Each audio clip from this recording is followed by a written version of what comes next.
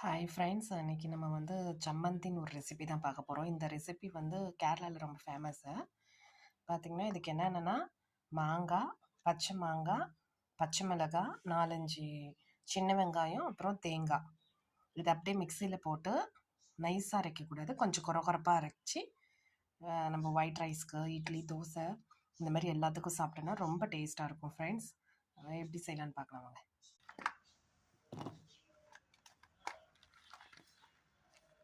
மிளகாய்,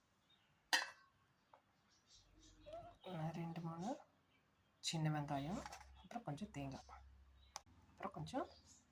தேங்காய், இதை மிக்சியில் போட்டுட்டு வந்துடுறேன். வந்தாச்சு ஃப்ரெண்ட்ஸ், பாருங்கள் எப்படி இருக்குது பாருங்கள். இது இப்படி தான் இருக்கணும், ஃபுல்லாக நைஸாக போடக்கூடாது. இதை நீங்கள் கொஞ்சோண்டு நல்ல ஒயிட் ரைஸுக்கு, சுட சுட ஒயிட் ரைஸுக்கு இதை கொஞ்சம் போட்டு சாப்பிட்டு பாருங்கள், சூப்பராக இருக்கும். தோசை, இட்லி கூட ரொம்ப நல்லாயிருக்கும் ஃப்ரெண்ட்ஸ்.